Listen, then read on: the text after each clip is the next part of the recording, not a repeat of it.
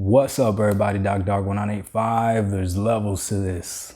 All right, so I wanted to make this quick video just to talk to you guys and almost like make a confession to you, right? I understand your fear of Game Pass, The more I'm on Twitter and I listen to people talking on podcasts and I hear debates and everything. I understand your fear. Now,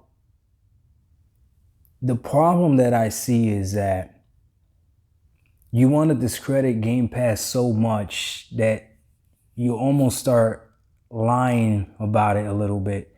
And there's no real need to lie. Like, your fear is legitimate. And this is what I mean. If I'm wrong, by all means, leave your comments and let me know, okay? The argument is games versus services, right? And in anything in the sales world, see if I give you an example. If I'm trying to sell you one product, right? So one game, this one product has to be very good for you to pay that full price for that one product. But sometimes if I, let's say, want to sell you two products and they're not of that equal value, I can get away with it because the illusion is that to the consumer is that, hey, I'm getting a bargain because I'm getting two items versus getting the one. So I understand that concept, right? Where a company like Sony making these games and charging $70, it's going to behoove them to make sure that these games are great quality.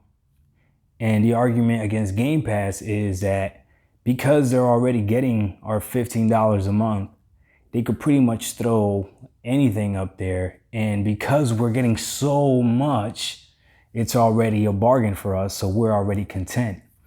And here's the thing, Xbox fans, before we jump down the Sony fans' throat and everything, there's some merit to that. There is some merit to that because right now there's a lot of games on Game Pass that I wouldn't play, I wouldn't try, but because there's so many more, I'm okay, and I feel that that value is good.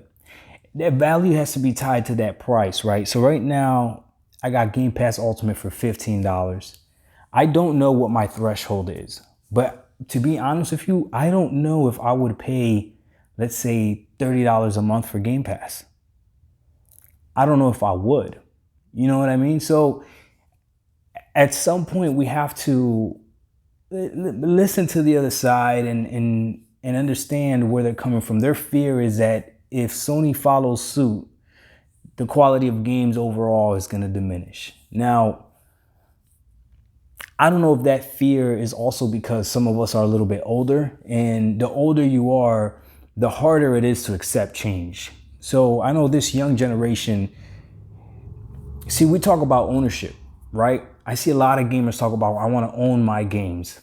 This young generation really is not about that. This young generation that's been playing Fortnite and Rocket League and Minecraft, they're not about really owning it. They've been streaming it. They've been playing on not streaming. They've been just downloading it to their consoles and playing like that. It's not the same. Same thing with music. I remember, man, I grew up in Jersey. But I remember when I first got a job, I think I was maybe 14 or 15. And I remember I bought a Sony Walkman. I thought it was so cool because it was the one that didn't skip. And I remember buying Stillmatic. I think it was one of the first albums that I bought with my own money, right? So I bought Stillmatic. It's a Nas album. If you don't know what the album is, it doesn't matter. But anyways, I remember listening to that album over and over and over again because as I'm walking from my job to home, I was only going to carry one CD. That's what I was going to do. I was only going to carry one CD. Now I know there was people that would carry a book bag and they had the little CD case and all that other stuff.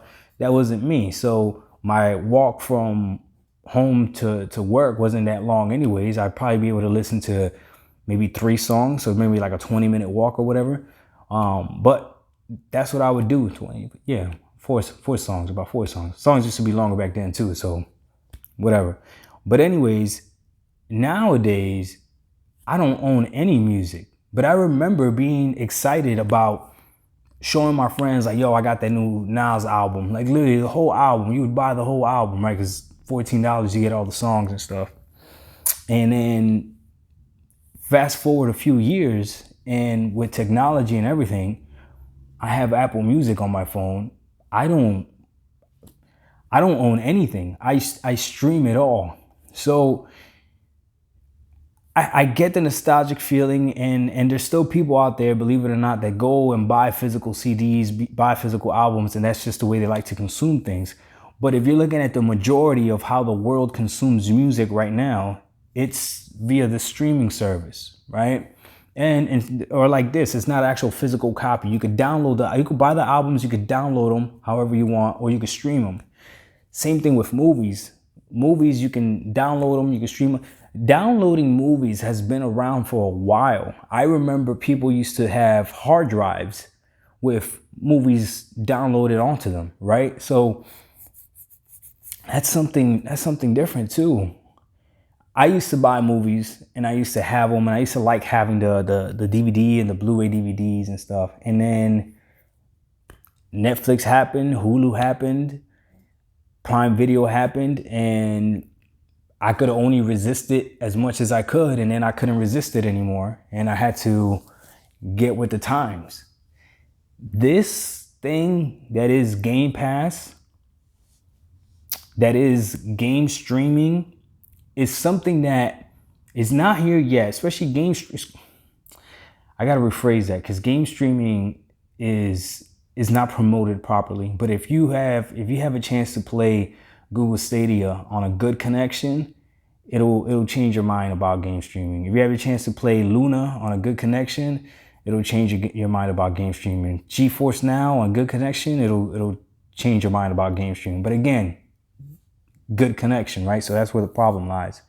But as far as what Game Pass is, where it's essentially Netflix, but you're able to download the movies, which actually you could download movies on Netflix as well. I don't know if this is something that's going to go away. I understand the fear though, because we don't want the quality of the games to diminish. And the reality is, if the person providing us the service, right, feels like they can have a good balance between quality and quantity, then at some point, one of them can't be higher than the other. So it's either they're going to focus on the quality, or they're going to focus on the quantity, or they're both just going to be mediocre, and we're going to be stuck maybe with just okay games. And maybe we'll get to a point where we won't know the difference. The other thing is too, like, we can argue about music and how music nowadays is, especially again, if you're old, you think, music is not as good as it used to be. And sometimes that might not be true. It's just that there's so much music out there that it's harder to find the actual gems and stuff like that. That might be a possibility as well. But the fear of Game Pass, I get it. Right now, though, you can't. This is all I want. Argue Game Pass with how you feel and the facts, okay? If you look at Game Pass and you're a real gamer that has played 90% of the games on Game Pass, then for you, it's not a value. Okay, that makes sense, right? But sometimes you guys want to bring down Game Pass so much that you say things that aren't true. Like, I hear this argument. I hear especially with Outriders coming out. I saw it all over Twitter. People saying, I'll pay $60 for Outriders while you're paying $180 a year to play Outriders. And it's like, okay, that's not a good argument, because I'm not paying $180 a year just to play Outriders. Now, if I had Game Pass and the only game after a year you saw that I played was Outriders, then okay, fair. You could say that I paid $180 just to play Outriders. But you know that's not what Game Pass users are doing. We're paying $180 to be able to play Outriders when it comes out day one, right? And the other plethora of games that are on there. And here's the thing too though, right? It's okay.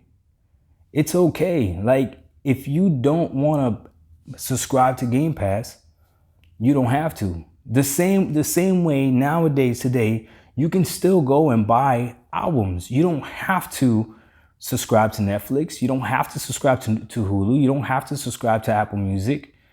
Like, you don't have to. You could go to the Google Play Store and buy your albums if you want to. If you want to support the artists, you could do that, right?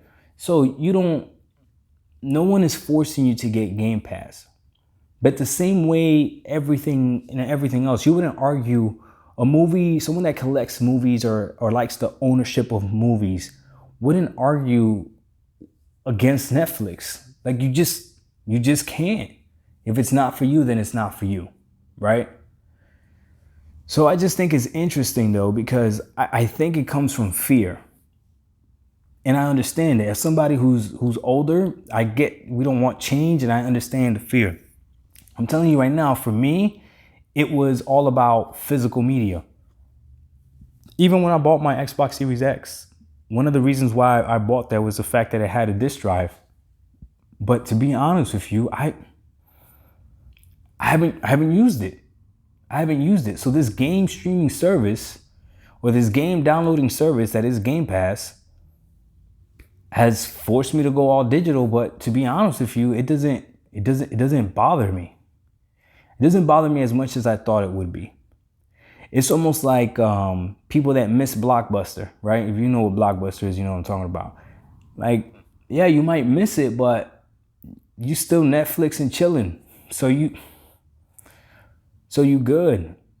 You know what I mean? So I don't know, man. I understand the fear. I just wish your argument against Game Pass was honest, because it's okay.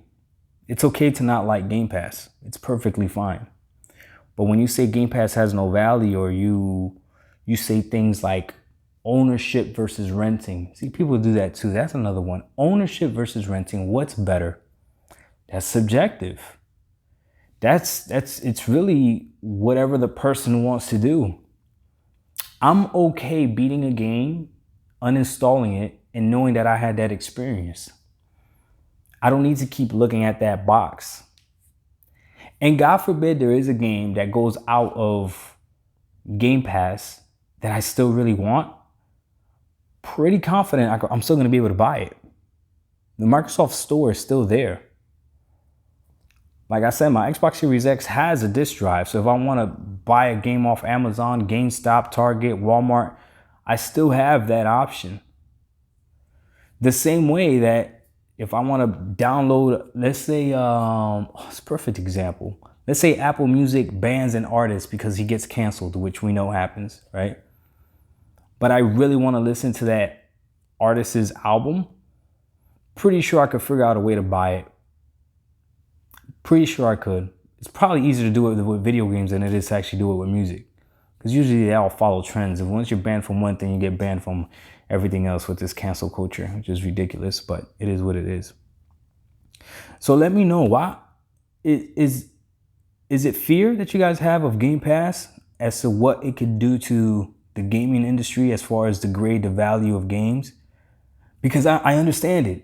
I can see that argument. I don't know if it's true or not, but I can see it.